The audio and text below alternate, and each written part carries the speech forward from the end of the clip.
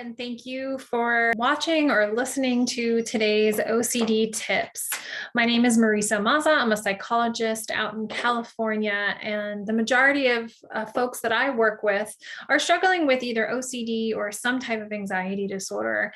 In today's topic, I thought it would be helpful to talk a little bit about community.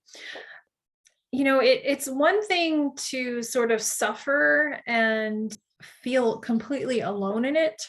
It's another to suffer and feel like you're surrounded by people who get you.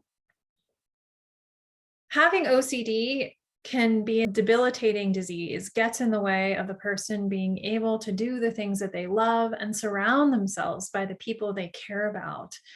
And one way to sort of help break the barrier between suffering and living is by surrounding yourself with people who get you, who know what it's like to have OCD, to know what it's like to suffer, and to also know what it's like to break through and come out the other end.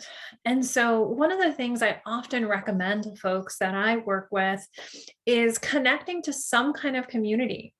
It's very different to sort of hear your recommendations from a therapist versus to hear what other people's personal experiences have been in their journeys with OCD.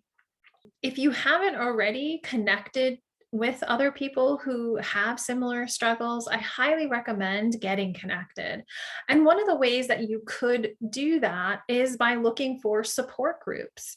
We offer a support group. It's a professionally led support group at Choice Therapy. OCD Peers is also another wonderful resource that offers support group options. There are support groups for family members of people with OCD, parents of people with OCD. There are support groups that actually break out into the various subtypes of OCD. To find a support group near you, you can also check out iocdf.org, enter your zip code into the provider search, and it will generate a list of local support groups. My hope is that you can find some kind of community. There's also online support groups via Facebook if you do some searches on OCD support groups.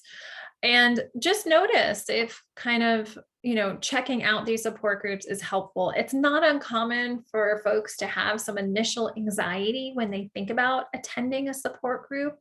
In most support groups, you're not forced to share anything you don't want to share. In fact, some people will even pass and not share at all.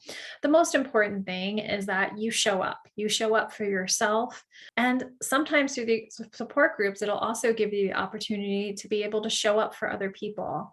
And not only does that allow you to feel not so alone in your suffering, it also gives you the opportunity to feel good about helping others.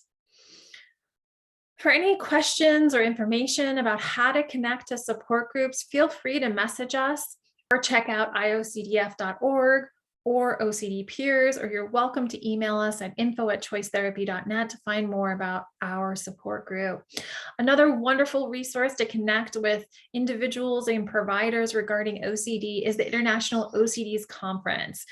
They just had a wonderful conference in Denver. And if you missed that one, don't worry. They're having an online conference in November. So feel free to check out iocdf.org for more information about their online conference. I hope to see you there.